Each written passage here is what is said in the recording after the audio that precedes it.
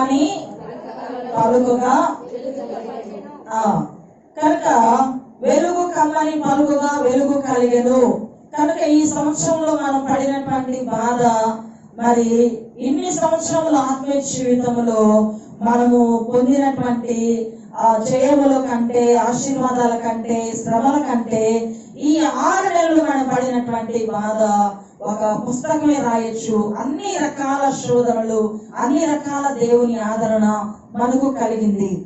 కాబట్టి దేవుని యొక్క పరిశుద్ధ సన్నిధానంలో ఇక్కడ ప్రభువు మరి అభిషేకం చేసినటువంటి వ్యక్తి కొరకు ఒక దీపమును సిద్ధపరుస్తానని, కొమ్ము మొలవ చేస్తానని వాగ్దానం చేస్తున్నాడు. కనుక ఈ నెలలో ప్రభు ఇచ్చేటువంటి వాగ్దానం ఏంటంటే, మరి దేవుడు నీ కొరకు దీపమును సిద్ధపరచునుగాక. నీ కొరకు దీపమును సిద్ధపరిచున్నాడు. నీ కొరకు మరి కొమ్ము మొలవ చేస్తాడు. ఎందుకు అంటే అభిషేకించబడిన వారు. శారీర సంఘము ఏమైనది? అభిషేకించబడిన సంఘము. ఏ కార్యక్రమము మీకు దూరముగా లేదు. ప్రతి కార్యక్రమం, ప్రతిష్ట కార్యక్రమం, మరి అభిషేక కార్యక్రమం, అన్ని కార్యక్రమాలు, వాక్యములు అందుబాటులో ఉంచబడిన కార్యక్రమం, అన్ని రకాల ప్రార్థనలు, యాచనలు, విజ్ఞాపనలు, మరి ప్రతి చిన్న బిడ్డ గంట సేపు ప్రార్థన చేయగలిగేటటువంటి కృపను పొందుకొని ఉన్న సంఘము మన సంఘం. కాబట్టి ప్రతి ఒక్కరూ కూడా గంట సేపు ప్రార్థన చేయగలరు. ఇప్పుడు భారతీ కొడుకు గంట సేపు ప్రార్థన చేయగలుగుతున్నాడు. వాడు మోకరించి వాడు ఏం చేస్తాడే అనుకున్నాము, కానీ వాడు దేవుని సన్నిధిలో ప్రార్థన చేస్తుంటే నేను కింద నుంచి వింటున్నాను, ఏ ప్రార్థన చేస్తున్నాడు అనుకునే లోపు వాడు ప్రార్థన చేస్తున్నాడు. ఎక్కడ కూడా వాడు శ్రద్ధ తగ్గల, ఎక్కడ వాడు మాట ఆగల, అన్ని రకాలుగా వాడు ప్రార్థన చేస్తూ ఉన్నాడు.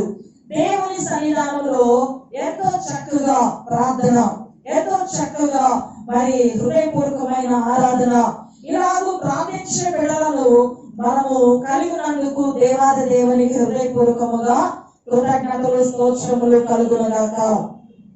అయితే ప్రియమైన దేవులారా, మరి ప్రార్థించే బిడ్డలను ఇంకనూ మనము సిద్ధపరచాలి. అయితే ప్రభువు తన బిడ్డల కొరకు, తన వారి కొరకు, తన కొరకు ఏర్పాటు చేయబడినటువంటి వారి కొరకు ఆయన వెలుగును సిద్ధపరుస్తాడు, దీపమును సిద్ధపరుస్తాడు. ఆయన దీపమును సిద్ధపరిచి ఆ దీపమును ఆయన వారికి వెలుగు కలుగునట్లుగా చేస్తానని వాగ్దానం చేస్తున్నాడు. ఇంతవరకు మన జీవితంలో ఉన్న చీకటి, మన జీవితంలో ఉన్న శోధన, బాధ, ఏదైతే ఇది వేదన అని అనుకుంటున్నామో వాటన్నిటిని యేసు నామములో ఈ యొక్క 10వ నెల అక్టోబర్ నెలలో వెలుగుగా మార్చబడునుగాక. యేసు నామములో వెలుగుగా మార్చబడునుగాక.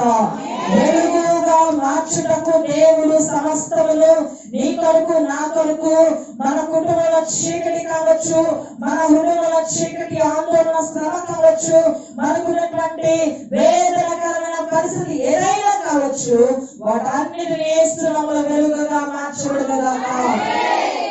కాబట్టి వెలుగుగా మారుస్తానని వాగ్దానం చేస్తున్నాడు. ఈ వాగ్దానం నమ్మి మనం విశ్వసించే దేవుని కార్యాలను చూడబోతున్నాం. మరి మొదటి కొరింథీయులకు రాసిన పత్రికలో మరి ఇక్కడ పౌలు గారు ఒక అద్భుతమైన మాట చెప్తున్నారు. ఏమని చెప్తున్నారు? మొదటి కొరింథీయులకు రాసిన పత్రిక 2వ అధ్యాయము 9వ వచనంలో, ఇందును గూర్చి దేవుడు తనను ప్రేమించు వారి కొరకు ఏవి సిద్ధపరిచినో అవి కంటికి కనబడలేదు, చెవికి వినపడలేదు, మనుష్య హృదయమునకు గోచరము కాలేదు అని వ్రాయబడి ఉన్నది. దేవుడు మరి ఆయన ఎవరిని ప్రేమిస్తాడో వారి కొరకు ఏమి సిద్ధపరిచాడు అవి కంటికి కనపడవు, చెవికి వినపడవు, మనుషుల హృదయానికి గోచరము కాదు. కానీ దేవుడు సిద్ధపరిచినాడు, దేవుడు ఆయుధపరిచినాడు, దేవుడు సమస్తము మన కొరకు ఏర్పాటు చేస్తున్నాడు. అది ఎవ్వరు కూడా ఆపలేదు. ప్రియమైన దేవుడారా, దేవుని చే నిర్ణయించబడిన వారు, దేవుని చేత పిలువబడిన వారు, దేవుని చేత ఆశ్రయించబడిన వారు, దేవుని చేత పంపబడేవారు, దేవుని చేత అభిషేకించబడిన వారు, దేవుని చేత ముద్రించబడిన వారి కొరకు దేవుడు దీపమును సిద్ధపరిచినాడు. కనుక మనము ఎల్లకాలము చీకటి బ్రతుకులో ఉండటానికి వీలు లేదు. దేవుడు దాన్ని వెలుగుగా మార్చి ఉన్నారు. కాబట్టి అద్భుతమైన దేవుడు, ఆశ్చర్యకారుడు మన దేవుడు అయినారు. శాలేమ సంఘము ఏ రోజు కూడా సన్నగిలిపోవటానికి వీలు లేదు. ఎందుకు అంటే మీకే తెలుసు, అనేక ప్రజలు మీతోనే అన్నారు మీ సంఘ కార్యక్రమాలు చాలా చాలా మహిమగా ఉన్నాయి, మరి మీ యొక్క ప్రతిష్ట ఆరాధన చాలా శ్రేష్టంగా ఉంది అని మీతోనే చెప్పారని మీరు వచ్చే సంఘంలో చెప్పారు. కాబట్టి దేవుని చిత్త ప్రకారంగా జరిగించేటటువంటి కార్యములు ఏదైతే ఉన్నాయో అవన్నీ శ్రేష్టమై ఉన్నవి, అవన్నీ ఆశీర్వాదకరమై ఉన్నవి. కాబట్టి ప్రియమైన దేవుడారా, దేవుడు మన కొరకు సమస్తమును ఆయన చీకటిని అంతటిని వెలుగుగా మార్చి మనకి ఈ నెలలో ఆయన ఉన్నతమైన కార్యములను చేయబోతున్నారు. ఈ విషయాన్ని మనము పరిపూర్ణంగా గమనించాలి. మనము దేవుని పిలుపును, దేవుడిచ్చినటువంటి ఆశీర్వాదాలను, దేవుడిచ్చిన ఏది కోల్పోయినా ఆయన ఇచ్చిన అభిషేకమును మాత్రం మనం పోగొట్టుకోకూడదు. ఆయన మనకు అభిషేకము చేసి ఉన్నాడు. మరి 2 సార్లు ఉపవాస ప్రార్థనలో 4 రోజుల ఉపవాస ప్రార్థనలు అయిపోయిన లాస్ట్ రోజు మీ మీద మరి యేసు రక్తముగా ఉన్నటువంటి నూనెను మీ మీద ఉంచి అభిషేకించబడినారు.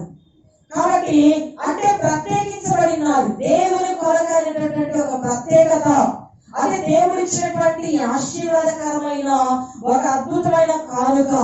దేవుని కొరకు మనము ఏర్పాటు చేయబడిన వారం. కాబట్టి ప్రియమైన దేవుడారా, మరి ముందుగా నేను మీకు అభిషేకం గురించి తెలియజేశాను. పాత నిబంధన గ్రంథములో మరి అభిషేకం అనేది రాజులకు, యాజకులకు, అలాగే ప్రవక్తలకు అభిషేకం అనేది జరుగుతుంది. అయితే మరి ఈ కాలం అందున్నటువంటి మనందరినీ కూడా దేవుడు అభిషేకించాలని, ఆయన ఎప్పుడు కూడా తన వారిగా మార్చుకోవాలని ఆయన ఆశపడుతూ ఉన్నారు. కాబట్టి ప్రియమైన దేవుడారా, అభిషేకము కలిగిన వారము మనము ఎప్పుడు ప్రార్థనతో దేవుని సన్నిధిలో దేవుని శక్తి చేత మనము సాతానిక చీకటి కోణాలను మనము అణిచివేయబడాలని, అణిచివేసేటకు శక్తి గల వారమై ఉండాలని ఆయన సన్నిధానములు మనకు కనపడాలి. కాబట్టి ఈ విషయాన్ని మనం పరిపూర్ణంగా గ్రహించాలి. పరిపూర్ణమైనటువంటి ఆశీర్వాదకరముగా మనం ఉండాలి. కాబట్టి దేవుని సన్నిధానంలో మనము ఆశీర్వదించబడే వారమై ఉన్నప్పుడు మన ఆశీర్వాదాన్ని, మన అభిషేకము మనం కోల్పోతే అది మళ్ళా మనము తెచ్చుకోలేము.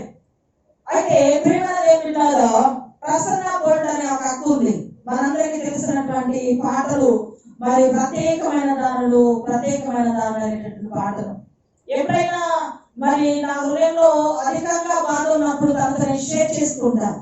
తనతో చెప్తాను, అక్క ఇలాంటి పరిస్థితి అన్నప్పుడు వెంటనే అక్క మీరు ఏమి బాధపడవాకండి, ప్రార్థన చేద్దాం, సమస్య తొలగిపోతుంది, మీరు దేవుడి సన్నిధికి ముందుకు వెళ్ళిపోవాలి, దేవుడు మీకు సహాయం చేస్తాడు అని వెంటనే వాగ్దానం పెడుతుంది. ఒక వారం తర్వాత మరలా అడుగుతుంది, ఈ సమస్య ఎలా ఉంది, తీరిందా, నీకు సమస్య తీరిందా, నేను నీ కొరకు ప్రార్థించాను అని చెప్పి మరలా అడుగుతుంది. అంటే అడుగుతున్నది అర్థం ఏంటి? ఆమె ఏం చేసింది? ఆ విషయాన్ని ప్రార్థించింది. ఆమెకు బోల్డ్ అంటే ధైర్యం, ఆమె ఆ పేరుకు తగినట్లుగా ధైర్యంగా ఉంది అనేది ఒక విషయంలో తెలియజేయబడింది. ఏంటి ఆ విషయం అంటే, ఆమె చక్కగా పాటలు రాయగలదు, పాడగలదు, రాయగలదు, యాక్షన్ కూడా చేయగలదు, వర్తమానం కూడా చెప్పగలదు. అలాంటి అద్భుతమైనటువంటి వరమును పొందుకున్నటువంటి ఒక మంచి దేవుని చేత వాడబడుతున్నటువంటి ఒక ప్రత్యేకమైన పాత్ర. అయితే దేవునికి సన్నిధానంలో ఒక ఇంటర్వ్యూని ఆమె ఒక పేరుకి అడిగారు, వేరే వాళ్ళకి ఒక పేరుకి అడిగారు. అడిగినప్పుడు ఆమె ఆ యొక్క ఇంటర్వ్యూలో చెప్తున్నమాట, ఈ విధంగా ఏమంటుందంటే, నేను దేవుని కొరకు పంచాలనుకున్నాను, నా భర్త ముందుకి నన్ను రాని లేకపోయాడు, అలా ఇలా చెప్పింది. మంచి ప్రత్యేకంగా ఉన్నటువంటి ఒక పాస్టర్ గారు వెంటనే భార్య భర్తకు లోబడి ఉండాలి కదా, ఈవెంట్ ఇలా చెప్తుంది, ఈవెంట్ ఇలాంటి ప్రసంగాలు, ఇలాంటి పాటలు, పిచ్చి పాటలు, అలాగే ఇలాగని చెప్పి ఆ యొక్క పాస్టర్ గారి భార్య ఆమెని రకరకాలుగా మాట్లాడటం జరిగింది. అయితే వెంటనే ఆమె ఏం చేసిందంటే స్పందించింది. ఆ మాటకు స్పందించి భర్తకు లోబడి ఉండమన్నారు. ఏ భర్తకు లోబడి ఉండమన్నారు? దేవుని యందు భయభక్తులైన భర్తకు, త్రాగుబోతు భర్తకు, దేవుని వ్యతిరేకమైన భర్తకు కాదు అని చెప్పి ఆ మాటను, ఇప్పుడు ఇతరులు అనే మాటలు మన హృదయానికి ఏం చేస్తాయి? గాయం కాదు. దెబ్బ పడితే ఏమవుతుంది? అది వాడిపోతుంది. మాట క్షమాపణ చెప్పొచ్చు, మాట ఏమవుతుంది? అది ఎప్పుడు ఆ ముఖమును చూసినా, ఆ వ్యక్తి గుర్తొచ్చినా మనకి ఏమొస్తుంది? గుర్తొస్తుంది. అందుకే దేవుడు మాట యందు జాగ్రత్త కలిగి ఉండాలి. అయితే ఆమె ఏం చేసిందంటే దేవుని సన్నిధిలో కూర్చుంది. ఆ మాట విన్నప్పుడు నాకు నా గురించి గుర్తొచ్చింది. అర్థమైందా? నేను అలాగే దేవుని అడుగుతాను, కూర్చొని అడుగుతుంటాను. ఆ విధంగా ప్రభువా ఎందుకు ఇలా చేసావు అని కూర్చున్నాడు దేవుని సన్నిధిలో. ఏం చేశాను అన్నాడు దేవుడు. మరి భర్తకు లోపడం ఎందుకు చెప్పాను, ఎందుకు చెప్పా అంటే దేవుడు నేను చెప్పలేదు అన్నాడు. నువ్వు చెప్పలా లోపడమని అని చెప్పేసని భార్యలు భర్తకు లోబడు, ఇదేంటైతే నువ్వు చెప్పకపోతే అని అడిగిందంట. ఆ మాట అది కాదు అని చెప్పి దేవుని సన్నిధానంలో ఎంతో స్పష్టంగా, ఎంతో వివరంగా దేవుడు చెప్పాడంట. దేవునికి లోబడి అపవాదిని ఎదిరించాలి. అపవాది క్రియలను కలిగినటువంటి వ్యక్తులను ఏం చేయాలి? ఎదిరించాలి. దేవుని మందిరానికి వెళ్ళవద్దు అనేటటువంటి, దేవుని సేవ చేయొద్దు అనే వారిని, దేవుని కార్యాలకు ఆటంకపరిచే వారిని ఏం చేయాలి? ఎదిరించాలి. అప్పుడు వాడు ఎదురండి పారిపోవుడు. కాబట్టి ఇలా చెప్పావు కదా ప్రభు అని చెప్పి దేవుని సన్నిధానంలో ప్రార్థన చేసుకొని హృదయపూర్వకంగా ఆ మాటలని దేవుని దగ్గర తీసుకొని ఒక అద్భుతమైన ఒక వీడియోని రెడీ చేస్తుంది. ఆ వీడియోలో ఏమంటుందంటే, అమ్మా నీ భర్త మంచోడు కానీ నా భర్త మంచోడు కాదు. నీ భర్త ఒకవేళ నువ్వు చెప్పిన మాట వింటున్నాడేమో, కానీ కొంతమంది స్త్రీల భర్తలు బెడ్రూమ్ కి తాళాలేసి ఆఫీస్కి వెళ్తారు, స్త్రీ బయటే ఉంటుంది. కొంతమంది భర్తలు రిమోట్ పట్టుకొనేసి భార్యని ఆడిస్తున్నారు. నా భర్త అంటోడు కదా, నేను ఎలా లోపడి ఉండాలి నా భర్తకి? మరి నేను చక్కగా పాట పాడేటటువంటి కృప నేను పొందుకున్నప్పుడు, అట్టి కృపలో నేను ఉంటున్నప్పుడు, దేవుడు నన్ను ఎంతో ఉన్నతమైన స్థితికి నన్ను తీసుకొస్తున్నప్పుడు, మరి మా అక్క నా కొరకు 30,000 రూపాయలు టీవీకి స్పాన్సర్ చేసి నువ్వు పాడు అంటే వాళ్ళ భర్త నువ్వు పాడొద్దు అన్నాడు. ఇప్పుడు ఏం చేయాలి? భర్త మాట వినాలనా? తనకి ఇచ్చినటువంటి తాళంతా ఏం చేయాలి? నువ్వు పాడొద్దు, నా పేరు చెడిపోతుంది, నువ్వు పాడొద్దు, నేను పాడతాను అని చెప్పి తనేమో నెలకి అడుగుకున్నాడంట, నాకు ఎవరైనా స్పాన్సర్ చేయండి. ఈ ఒకేసారి స్పాన్సర్ తన అక్క చేసింది. అప్పుడు ఆ విషయాన్ని బయలుపరిచి దేవుడు నన్ను జ్ఞాపకం చేస్తున్నాడు. సరే నా భర్తే కాదు నేను ఉంటే, నేను ఉప్పు నిస్సారమైతే ఏమవుతుంది? తొక్కబడుతుంది అందరి చేత. కనుక దేవుడు మనకి ఇచ్చిన టాలెంట్స్ ని, ఆశీర్వాదాలను, ఆలోచనకరమైన కార్యాలను మనం ముందుకు తీసుకుని రావాలి తప్ప మనం తొక్కబడటానికి కాదు. కాబట్టి దేవుని సన్నిధానంలో అప్పుడు నేను పోనని ఏడ్చుకుంటూ ఆ డబ్బులు అక్క ఇంకా నువ్వు పంపబాగా నేను ఆపేశాను. కానీ దేవుడు తన అద్భుతమైన శక్తి చేత, తన కృప చేత కొన్ని దినాల తర్వాత ఆ దేవుడు నా ఎడల అద్భుతమైన కార్యాన్ని చేశాడు అని ధైర్యంగా చెప్పింది. నువ్వు చెప్పగలవు నీ భర్త గురించి అట్లా? ఆమె నిజంగా బోల్డే.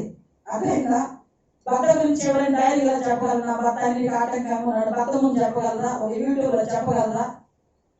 అప్పుడు దేవుని సన్నిధానంలో ప్రేమని మాట ఎందుకు చెప్తూ ఉన్నానంటే, మనము పడుతున్నటువంటి శ్రమలు ఏదైతే ఉన్నాయో అది దేవుని ఎదురు వచ్చే శ్రమ అయితే మనం ఓర్చుకోవాలి. కానీ దృష్టి నుంచి వచ్చే శ్రమను ఏం చేయాలి? ఎదిరించాలి. అప్పుడు వాడు మన ఎదురుండి పారిపోయే రీతిలో దేవుడు చేసుకుంటాడు.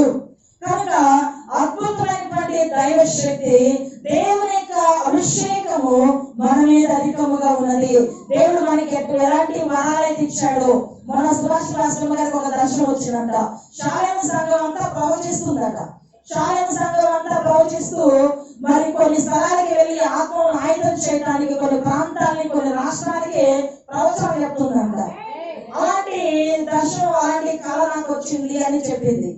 అయితే మీరు అలాంటి రీతిలోకి రాకుండా మేము ఒట్టి సర్ది మూటలం, పొక్కునే వాళ్ళం, మేము ఇలాగే ఉంటాం అర్థమైనా. ఆ విధంగా దేవుని సన్నిధానంలో మీరు ఎదిగేవారు కాబట్టి బయట నుంచి ఏమొస్తున్నాయి? శ్రమ వస్తున్నాయి. అది గుర్తుంచుకున్నాం మనం. శ్రమ ఎందుకు వస్తుంది? మనము దేవుని చేతిలో ప్రత్యేకించబడిన వాళ్ళం. దేవుని చేతిలో మనం ఎవరిని? ప్రత్యేకించబడిన వాళ్ళం. రాజీ పడే వాళ్ళం కాదు. లోకంలో రాజీ పడే వాళ్ళం కాదు. లోకంతో కలిసిపోయే వాళ్ళం కాదు. లోకంతోనే ఉండిపోయే వాళ్ళం కాదు. లోకంలో ఏమవుతున్నాము? వేరైన వాళ్ళం. మనము దేవునికి దగ్గరైన వాళ్ళం. అవునా కదా? నలుగురికి వెళ్తున్నామా? వస్తువులు రాస్తున్నామా? పిలవబడుతున్నామా? ఎవరైనా అలాగా మరి దేవునికి సన్నిధిలో ప్రతి దానికి ప్రత్యేకించబడిన వారముగా, ఆయన యొక్క ఉన్నతమైన కౌగిట్లో ఉంచబడినటువంటి వారమైన మనకు ఆయన దీపమును సిద్ధపరిచి ఉన్నాడు. ఆయన అద్భుతమైన దీపములు ఆయన ఏర్పాటు చేస్తున్నారు. కాబట్టి మనము ప్రతి విషయంలో ధైర్యము కలిగి జీవించాలి. కాబట్టి ప్రియమైన దేవుని బిడ్డలారా, దేవుడు మనతో ఎంతో స్పష్టముగా ఆయన మాట్లాడుతూ ఉన్నారు. ఈ విషయాన్ని గమనించాలి. దేవుడు మనల్ని ప్రత్యేకపరుచుకుంటున్నారు. మరి ఈ దీపమును ఆయన ఏర్పాటు చేస్తానని దావీదు చెప్తున్న మాటను మనం గమనిస్తే 18వ కీర్తన 18వ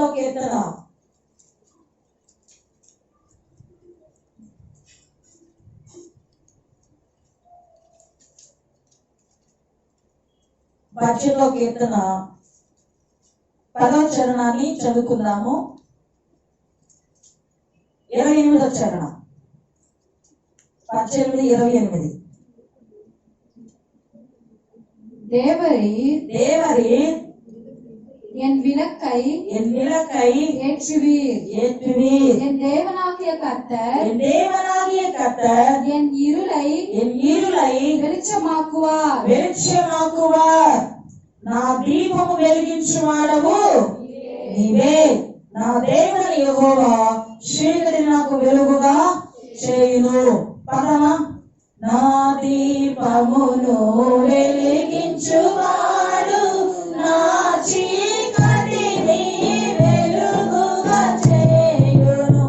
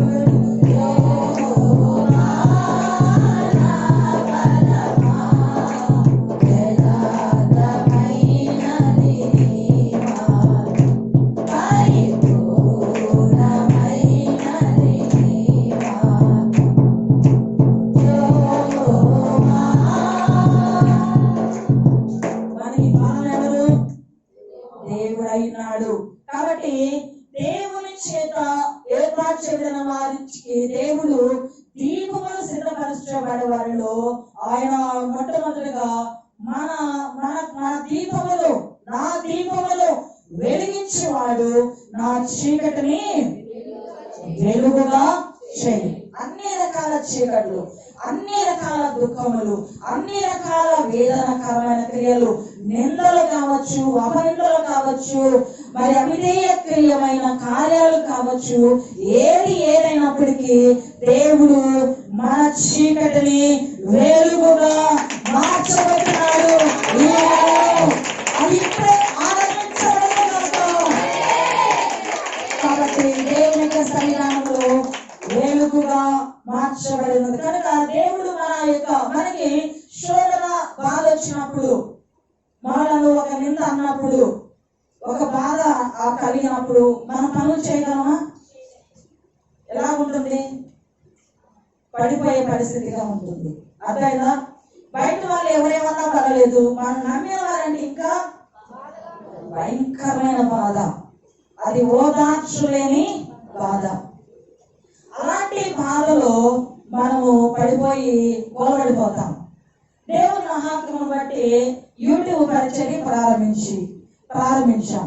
యూట్యూబ్ పరిచర్య ప్రారంభించిన తర్వాత ఈ యొక్క ఉపవాస ప్రార్థనలో ఆశ్చర్యకరంగా దేవుడు తన కృపను బట్టి కొన్ని కార్యక్రమాలు కూడా అందులో చేయడానికి ఆయన అనేక ఆలోచనలను తలంపులను పుట్టిస్తూ వచ్చాడు. మరి ఓటమిలో ఓదార్పు అని నా సాక్షి జీవితాన్ని ప్రత్యేకంగా అందులో పెట్టాలి అనే ఉద్దేశంతో ప్రతి శనివారం ఆ యొక్క సాక్ష్యాన్ని రిలీజ్ చేయాలనే ఆలోచనతో ఆ యొక్క ఏర్పాటు చేయడానికి ప్రభు సహాయం చేశాడు. ఆ తర్వాత ఇక కుటుంబ ఆశీర్వాదాలు, కుటుంబం ఎలా ఉండాలి అనే దానికి ఒక ఫ్యామిలీ బ్లెస్సింగ్, ఈ విధంగా ఒక్కొక్క రీతిలో ఒక్కొక్క కోణంలో ఉండాలి. తర్వాత దేవుడు మనకి ఇచ్చిన టాలెంట్ ఏంటంటే స్కిట్స్ వేయటం, ఒక చిన్న షార్ట్ ఫిల్మ్ తీద్దాం మరి దేవుని సన్నిధానంలో, ఇలాంటి ఆలోచనలు ఉన్నాయి. కానీ సాధారణ ఏం చేశాడు? కూర్చోబెట్టాడు. శోధన చేసింది, బాధ వచ్చేసింది, గాలి వాన తుఫాను అన్ని రీతిలుగా అన్ని విధాలుగా దుష్టుడు పనిచేసినప్పుడు నేనైతే నేను పని చేయలేకపోయాను, ఆమోస ప్రవక్త కూడా పని చేయలేకపోయాడు. అప్పుడైనా పెద్ద పెద్ద భక్తులు ఏలియా ఎలాంటి వాడు? ఆకాశం నుండి అగ్నిని కురిపించడం. ఇశ్రాయేలు యొక్క శాస్త్రానికి ఏం చేశాడు? భయపడి కూర్చున్నాడు. అప్పుడైనా ఆ యొక్క మసరికి విషయం కిందకి వెళ్ళి కూర్చొని నేను ఇక్కడ పని చేస్తాను అన్నాడా? ఏమన్నాడు? ఇక చాలు, నాకు తీసుకో, నేను చేయలేదు నీకు ఈ సేవ. అలాంటి మాటలు పలికేటట్లుగా సమస్యలిపోతున్నాం. అలాంటి సమస్యలిపోయేటటువంటి రీతిలో ఆత్మీయ జీవితంలో దుష్టుడు అనేక బాణములు విసురుతూ ఉంటాడు. కనుక మనము సాతాను తంత్రాలను ఎరిగిన వారమై ఉండాలి, సాతాను తంత్రాలను గ్రహించిన వారమై ఉండాలి. కాబట్టి ప్రియమైన దేవులారా, మరి గొప్ప సేవకులు యోనా ఉన్నాడు. యోనా ఎంతో చక్కగా దేవుని సన్నిధానంలో దేవుడు చెప్పిన మాట వినకపోయిన తర్వాత ఏదో చేశాడు. మరి దేవుడు తన కృపను బట్టి ఆ నినివే ప్రాంతాన్ని కాపాడితే యోనా సత్తిలో పడి కూర్చున్నాడు. ఏం ప్రభా, నినివే ప్రాంతాన్ని ఏం చేయలేవు నువ్వు అని సమస్యలిపోయాడు. కనుక ఈ విధంగా సమస్యలిపోవడం అనేది మనకి అది అద్భుతముగా ప్రతి సమస్యలు పోలేదు, నేను ఓడిపోలేదు అని చెప్పే వాళ్ళు ప్రపంచంలో ఉంటారా? ఎవ్వరు ఉండరు. ప్రపంచంలో నేను ఓడిపోలేదంటే వాడు ఏమి ప్రయత్నము చేయలేదు. అందులో ప్రయత్నం చేసిన ప్రతి ఒక్కరు ఒకటి జయవాన్ని పొందాడు, ఒకటి అపజయమైనా పొందుతాడు. మనం జయవాన్ని పొందాలి, అపజయవాన్ని పొందాలి. జయమే ఎప్పుడు చేయాలి రాదు, ఎప్పుడు అపజయాలు కూడా రావు. ఒకసారి జయం వస్తుంది ఒక రోజు, ఒక 10 అపజయాలు వస్తే ఒక జయం రావచ్చు. కానీ మొత్తానికి జయ వీరులు అవుతాం. అయితే ప్రియమైన ఏమిటారా, ఇక్కడ మీకా ప్రవక్త మరి ఒక అద్భుతమైన మాటలు తెలియజేస్తూ ఉన్నారు. మీకా గ్రంథంలో నుంచి 7వ అధ్యాయము 8వ వచనంలో మీకా గారు చెప్తూ ఉన్నారు. ఇక్కడ చూడండి, என் சத்ருவே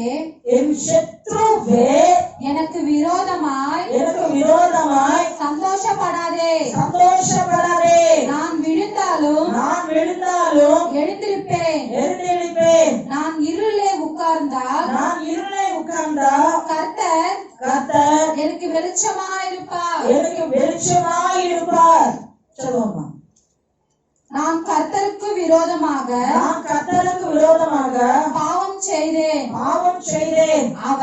அவர் எனக்காக வழக்காடி என் நியாயத்தை விசாரிக்கும் மட்டும் அவருடைய கோபத்தை அவருடைய கோபத்தை சுமப்பேன். சுமப்பேன். அவர் என்னை வெளிச்சத்திலே கொண்டு வருவார். வெளிச்சத்திலே கொண்டு வருவார். அவருடைய நீதியை பார்ப்பேன். அவருடைய நீதியை பார்ப்பேன்.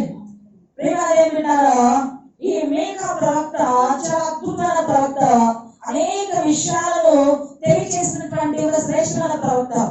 అయితే ఈ ప్రవక్తకు భయంకరమైన శ్రమ వచ్చింది.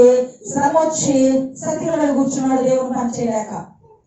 అవేనా ఇప్పుడు ప్రార్థన చేసేటటువంటి మనం ఎందుకు ప్రార్థన చేయలేకపోతున్నాం అంటే శ్రమ ఏమవుతుంది? ప్రార్థన చేయనివ్వదు, పాట పాడనివ్వదు, దేవుని సన్నిధిలో త్వరగా రానివ్వదు, దేవుని కార్యాలు చేయనివ్వదు. ఏం చేద్దాంలే, ఏం దేవుళ్ళే అనే రీతిలో ఈ విధంగా సాధారణని మనము గెలిపిస్తున్నాం సంగతి మనం మర్చిపోతున్నాం.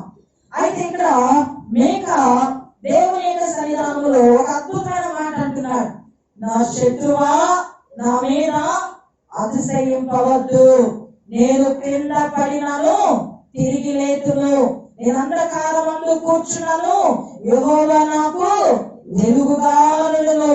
నేను యెహోవా దృష్టికి పాపము చేసినది కనుక ఆయన నా పక్షమున వ్యాజ్యమాడి నా పక్షమున న్యాయము తీర్చే వరకు నేను ఆయన కోపాగ్నిని సహింతును. ఆయన నన్ను వెలుగులోనికి రప్పించును, ఆయన నీతిని నేను చూచెదను. కాబట్టి శత్రువైన దుష్టుని మనము దృష్టిలో చెప్పాలి. నా శత్రువు నా మీద అతిశయించదు, నేను కూర్చున్నా, నేను దేవుడి పని ఏమి చేయకపోయినా దేవుడు నా యొక్క చీకటిని ఏం చేస్తారు? వెలుగుగా మారుస్తాడు. సమస్యలు పోవాల్సిన పని లేదు, బాధపడాల్సిన పని లేదు. దేవుడు మన జీవితంలో వెలుగుగా ఆయన ఉన్నారు, వెలుగుగా మార్చగలరు ఏదైనా సరే. కాబట్టి ఈ విషయంలో దేవుని సన్నిధిలో నేను పాపం చేస్తాను, దేవునికి మాత్రం వ్యతిరేకంగా పాపం చేస్తాను, నేను ఎవరికి పాపం చేయలేదు. ఇప్పుడు మన అబద్ధం ఆడితే అది మనకి నష్టమా ఇతర నష్టమా? మనకే నష్టం. కాబట్టి మన అబద్ధం ఆడితే మనకే నష్టం. కాబట్టి నువ్వు అబద్ధం ఆడావు, నువ్వు అబద్ధం ఆడావు, నువ్వు అబద్ధం ఆడావు అని ఇంకొకరాని నేను ఎత్తి పొడిస్తే వాడికి ఏమొచ్చుంది? ఏమి రాదు. అబద్ధం ఆడితే మనమే నష్టపోతాం, మన హృదయమే పాడైపోతుంది. కాబట్టి దేవుని యొక్క సన్నిధానములో మనము పరిపూర్ణముగా దేవుని యొక్క పని చేయడంలో ఈ శత్రువుని ఈ నెలలో అణిచివేసే నెలగా మనం గ్రహించాలి. శత్రువు క్రియలను, మనల్ని దూషించే క్రియలను, మనల్ని ఏడిపించిన క్రియలను, మన చీకటిగా మనల్ని ఉంచడానికి కారణమైన క్రియలను నజరేసు నామములో అణిచివేయబడినట్లుగా దేవుడు కార్యము చేయటకు 10వ నెల ఏర్పాటు చేసి మనకి ఇచ్చినాడు. ఈ 10వ నెల శత్రువు నా మీద నీవు అతిశయించవద్దు. ఇంతవరకు శత్రువుల కార్యాలు, శత్రువు మాటలు మన చెవులు పడ్డాయి. ఇక మీద నుంచి వారి అపజయాలు వినబోతున్నాం. అద్భుతమైన దేవుని కార్యములు మనం చూడబోతున్నాం. కాబట్టి హృదయపూర్వకముగా దేవుడు మన పక్షులు మనతో పాపం చేసిన దేవునికి మనం పాపం చేస్తాం, దేవుని సన్నిధిలో వ్యతిరేకంగా పాపం చేస్తాం, దేవుని బాధ పెట్టాం, దేవుని దుఃఖపరిచాం, దేవుని ఏడిపించాం, దేవుని మాట వినలేదని ఆయన బాధ పెట్టాం. ఆయనే మనలను తప్పనిసరిగా క్షమిస్తున్నాడు. ఆయన మన పక్షమున న్యాయము తీరుస్తాడు. ఆయన అద్భుతమైన కార్యం చేస్తాడు. కాబట్టి ప్రియమైన దేవుని బిడ్డలారా, ఈ విషయమును మనము పరిపూర్ణముగా మనం గ్రహించాలి. 7వ అధ్యాయము 4వ వచనం చూస్తే, వాళ్ళు మంచివారు ముండ్ల చెట్టు వంటి వారు, వారు యథార్థవంతులు ముండ్ల కంచె కంటెను ముండ్లుగా నుండురు. నీ కాపల దినము, నీవు శిక్షణము దినము వచ్చినది, ఇప్పుడే జనులు కలవరపడుచున్నారు. ఈ మాట మనం గమనిస్తే ప్రియమైన వాళ్ళారా, మంచివారు ఎలాగున్నారు ఇతరులకు అంటే ముండ్లుగా ఉన్నారు. ఒక మంచి మాట చెప్పు చూడు, ఎవరైనా మంచి మాట చెప్తే అమ్మ జాగ్రత్త, బాగా కూర్చోబడిపోతావు అన్నా అనుకో, ఏమైతే నేను బాగా కూర్చుండి అమ్మాయి కొంచెం చున్ని బాగా వేసుకో, ఏమైతే ఆ మాట నువ్వు చెప్పి చూడు, ఎవరికైనా చున్ని బాగా వేసుకో చెప్పి చూడు, వెంటనే పొడుచుకొని వస్తుంది కోపం. వెంటనే వేసుకోవాలి మా తెలీదా, చున్ని వేసుకోవాలి మా తెలీదా, చెప్పాలన్నా అది మంచిగా, అవును కదా మంచిదే, నాకు మంచిగా ఇతరులు నన్ను చూసి ఏమంటారు, నైట్ వేసుకొని రోడ్ల మీద ఏం పని అని చెప్పి చూడు, నైట్ వేసుకోను. అర్థమైందా? ఇంట్లో ఉండి నైట్ వేసుకుని 24 గంటలు ఏమి ఇబ్బంది లేదు. కానీ నైట్ వేసుకుని కూరగాయల దగ్గరికి వెళ్తాం, ఆడే టమాటా నువ్వు పొప్పు కొడతావు, నువ్వు వెళ్ళిపోతావు, నీ ఆలోచన వేరే. ఇంకొకరి ఆలోచన ఇంకొక విధంగా ఉంటుంది. మంచి వాడు చెప్తే ఏమవుతుంది, నువ్వు అనుకుంటావు నేను నైట్ వేసుకున్నాను ఇబ్బంది లేదు అని. కనుక ఆ నైట్ అనేది ఎక్కడ వేసుకోవాలి, ఎలా వేసుకోవాలని ఆలోచన చెప్పినప్పుడు అది బాధ అనిపిస్తుంది, అది దుఃఖం అనిపిస్తుంది. ఈ విషయం ఎందుకు నేను బాగానే ఉన్నాను కదా అనేటటువంటి మంచి మాటను మంచిగా తీసుకోలేనటువంటి పరిస్థితులు కలిగిన వారు ఉన్నారు. మంచిగా మనం చెప్పినప్పుడు, మంచి క్రియలను గురించి మనం ఆలోచన చేసినప్పుడు ఆ మంచి చెప్పే వారిని ఏమవుతుంది, వారిని పూర్తిగా తృణీకరిస్తారని ఆమోస్ ప్రవక్త తెలియజేస్తున్నాడు. కాబట్టి ప్రియమైన దేవులారా, ఈ విషయంలో మనం గ్రహించాలి. దుష్టుడు మరి ఎప్పుడు కూడా మరి వాడు మనల్ని పతనం చేయాలని, మన విశ్వాస జీవితమును, మన సమాధానమును దొంగిలించడానికి వాడు చూస్తున్న విషయాన్ని మనం గమనించాలి. కాబట్టి ప్రియమైన వాళ్ళారా, మరి ఇక్కడ ఆమోస్ ప్రవక్త ఎంతో అద్భుతముగా తన శ్రమ దినమున, తన బాధ దినమున మరి ఆ యొక్క దుష్టులతో, శత్రువుతో మాట్లాడి అద్భుతముగా దేవుని కార్యాలను ఒప్పుకుంటున్నాడు. కాబట్టి దేవుడు అద్భుతంగా మనను జ్ఞాపకం చేసి, దేవుడు తన బిడ్డల కొరకు ఆయన పరిపూర్ణముగా సమస్తమును కాచి ఉన్నాడు. ఎస్తేరు గ్రంథము 8:16 మనం చదువుకోగలిగితే, ఎస్తేరు గ్రంథము 8:16 వచనాన్ని మనము చదవగలిగితే,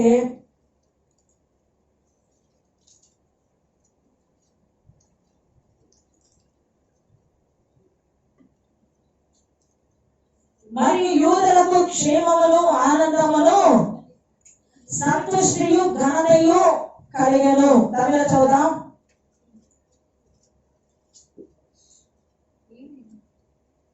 8:16 వచనం. இவ்விதமாய் யூதருக்கு வெளிச்சமும் மகிழ்ச்சியும் களிப்பும் கனமும் ఉండాయిట్టు. తమిళలో వెలుగని రాయబడింది, తెలుగులో లేదు.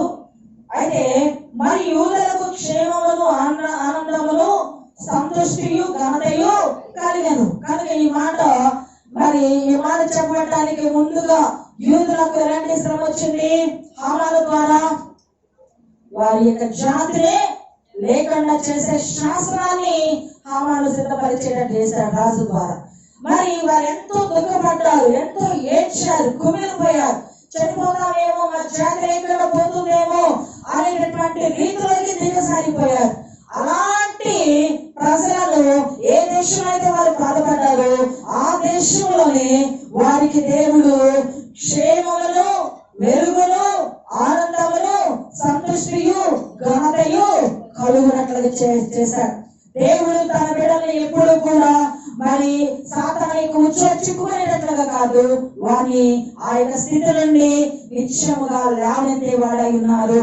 మనం దేవుని వారం, దేవుని ప్రజలు అద్భుతమైనటువంటి రీతిలో దేవుడు మనలను నడిపించుకొనిస్తున్నారు. కాబట్టి ప్రియమైన దేవులారా, ఈ విషయమును మనం పరిపూర్ణముగా గమనించాలి.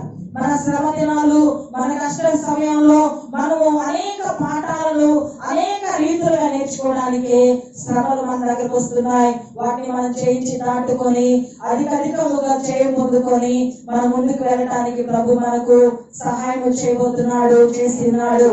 కాబట్టి దేవుని యొక్క సన్నిధానంలో కనుక మొట్టమొదటిగా దేవుడు అభిషేకించబడినటువంటి వారి కొరకు ఆయన వెలుగుని ఏర్పాటు చేసి చీకటిని వెలుగుగా మార్చి దీపములో వెలిగించేవాడని మనం తెలుసుకున్నాం.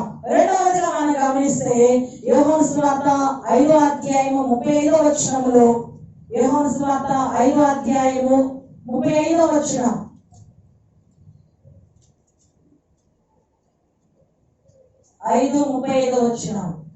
அவன் எரிந்து பிரகாசிக்கிற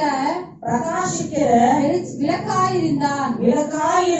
நீங்களும் சில காலம் அவன் வெளிச்சத்திலே களிகூர మనదాயிருందీర్గల్ అతడు మండుచు ప్రకాశించున్న దీపమై ఉండెను. మీరు అతని వెలుగులో ఉండి కొంతకాలము ఆనందించుటకు ఇష్టపడితిరి. ఇది బాప్తిస్మిచ్చి యోహాను గురించి చెప్పబడినటువంటి మాట.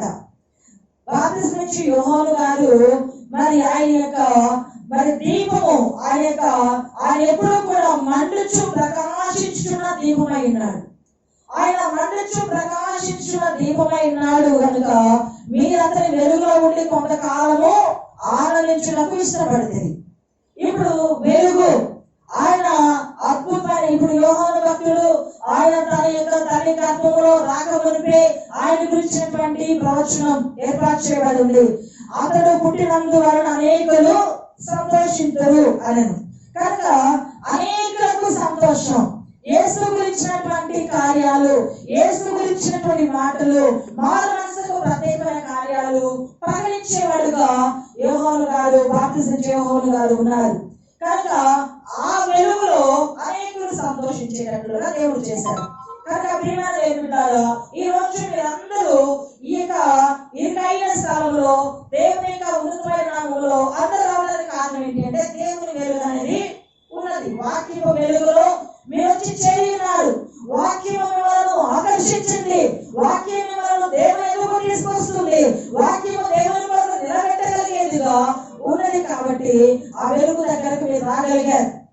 కాబట్టి దేవుని యొక్క పరిశుద్ధ సన్నిధానంలో దేవుని యొక్క వాక్యమే వెలుగైనది. ఆ వెలుగులో మనము పరిపూర్ణముగా ఆశ్రయించబడినట్లుగా దేవుడు చేస్తున్నాడు. మూడవదిగా చివరిగా చెప్పి నేను ముందుకి సాగిపోతాను. లోకాసు వార్త 8వ అధ్యాయము 16-17 వచనాలను చదువుకుందాం.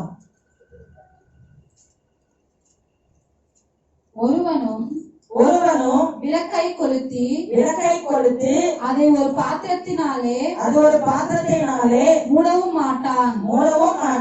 கட்டளையின் கீழே வைக்கவும் மாட்டான். உள்ளே பிரவேசிக்கிறவர்கள் அதன் வெளிச்சத்தை காணும்படிக்கு அதை விளக்கு தண்டின் மேல் வைப்பான். வெளியரங்கமாகாத ரகசியமும் இல்லை, அறியப்பட்டு வெளிக்கு வராத மறைப்பொருளும் இல்லை. చాలండి.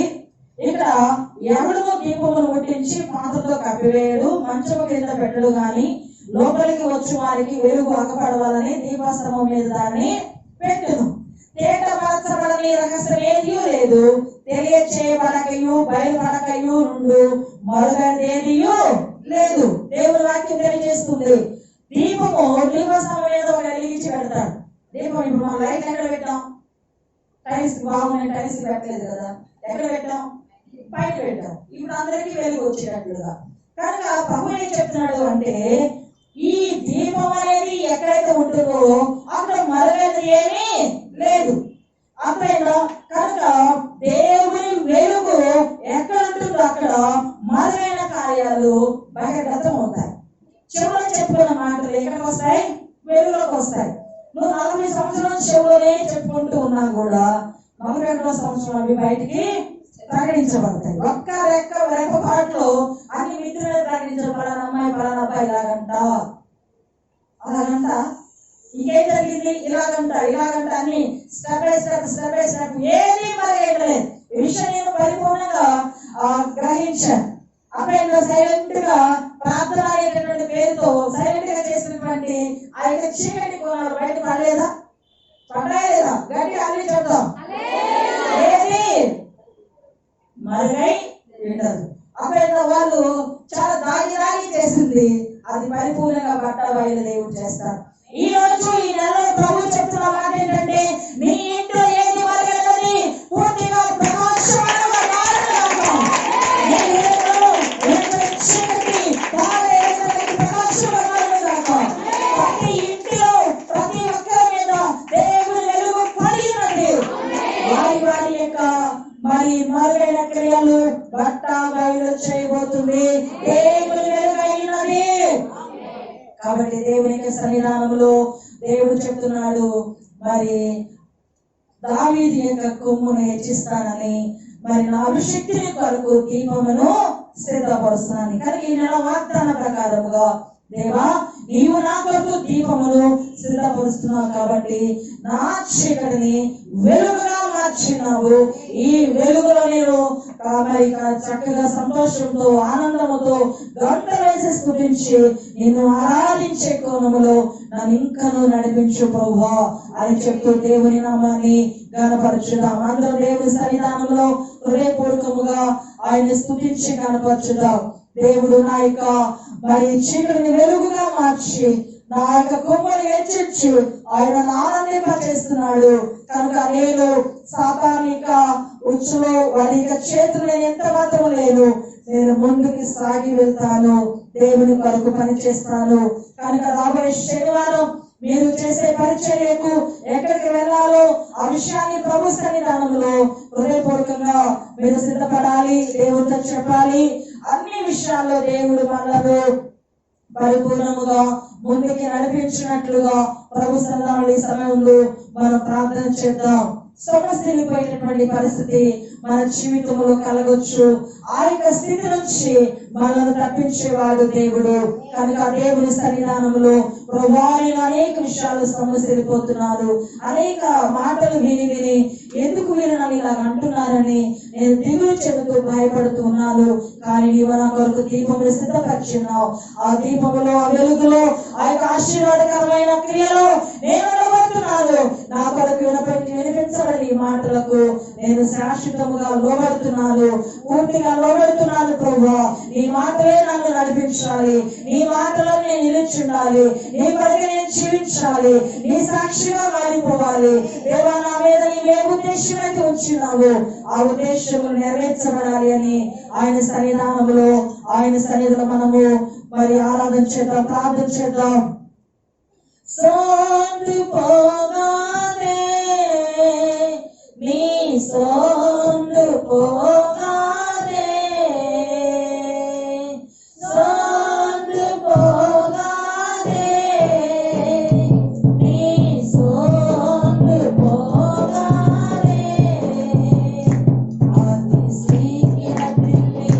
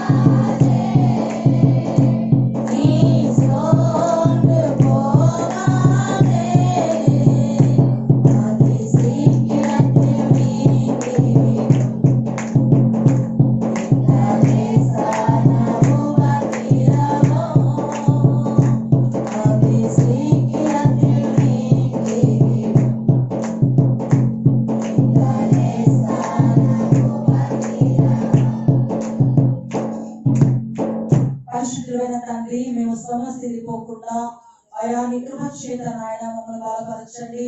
అప్పుడప్పుడు భయాందోళనలు, చింత, దుఃఖము, బాధ, కన్నీరు, కష్టము, నిందలు, వేదనకరమైన పరిస్థితులు ఇవన్నీ మాకు ఎందుకు వస్తున్నాయో మేము గ్రహించున్నాం ప్రభా. మేము నీ వాళ్ళము, నీ సొంతైన ప్రజలము. నీవు మమ్మల్ని ఏర్పాటు చేసుకున్నావు కాబట్టి అయ్యా దుష్టుడు వాళ్ళు కొంచెంసేపు ఓడకుండా మమ్మల్ని వేదన పరుస్తూ, మమ్మల్ని బాధపరుస్తూ, మమ్మల్ని జడిస్తున్నటువంటి వాడి క్రియలను నశింప చేస్తున్నాము. చెల్లిస్తున్నాము. అయ్యా నీ సేవకులకు వచ్చిన దర్శన ప్రకారముగా ఇదిగో శాలను సమస్యలు ప్రవచిస్తున్నారు. రాష్ట్రాల వరకు, దేశాల వరకు వారు ప్రవచన చెప్పగలు ఉన్నారని చెప్పిన ఆదర్శము యేసును నెరవేర్చడం. మేము ముందుకే మా ప్రయాణం సాగించాలి. నేను వరకు సిద్ధపరచబడినదో ఆ యొక్క విజయోత్సవంతో ముందుకి సాగిపోయినట్లుగా మమ్మల్ని బలపరచండి. ఏ ఒక్కరిని కోల్పోకుండా సహాయపడండి. నీ వాక్శక్తి చేత నాయన మమ్మల్ని బలపరచండి. 132 కీర్తన 17 వచనంలో మీరు దీపులను సిద్ధపరిచినారని చెప్పిన మాట ప్రకారముగా మేము వెలుగులో నడవబోతున్నాం, వెలుగులో చూడబోతున్నాం. మరుగైన కార్యాలను యేసు నామములో బయలు కాబోతున్నాయి ప్రభువా. నాయన సాతానుడు ఓడిపోవును గాక, సాతానుడు కూలిపోవును గాక, సాతానుడు కనపడకుండా పోవును గాక. హల్లెలూయా, హల్లెలూయా, హల్లెలూయా. యేసు రక్తానిచ్చే, యేసు రక్తానిచ్చే ప్రభువా నీకు స్తోత్రములు చెల్లిస్తూ ఉన్నాము. మీరే బహు సంపూర్ణముగా ఆయా సంఘంలో వేస్తున్న ప్రతి బిడ్డను మీరు ఆశీర్వదించడానికి కోరుతున్నారు తండ్రి. ఆయా మీకు స్తోత్రములు చెల్లిస్తూ ఉన్నారు. ఈ సమయంలో ఆయా నీ దాసుల కవితకు ఆయన తన హృదయంలో కలుగుతున్న శోధన ఏదైతే ఉందో, తన యొక్క కుటుంబంలో ఏ బాధ అయితే ఉందో దాన్ని సరిచేసి సరికట్టి ప్రభువా ఆవిడ తన భర్తతో కలిసి జీవించినట్లుగా మీరు ఆశీర్వదించండి. ఆయా మీకు స్తోత్రములు. ఆయా ఇదిగో తండ్రి ఆయా స్వప్న భర్తకు ఆయా నాన్న కలిగినట్లు గాయములు మాన్పించి మీరు ఆశీర్వదించి నీ సరి తీసుకొచ్చారు. స్తోత్రాలు ప్రభువా, మీకు స్తోత్రాలు. సమాధానకర్తగా నీవే నాయన ఈ సంఘమును నీవే నడిపించి ముందుకి తీసుకుని వచ్చి నీ నామాన్ని గణపరచమని యేసు పరిశుద్ధ రక్త నామములో ప్రార్థించి వేడుకుంటున్నాము తండ్రి. ఆమేన్.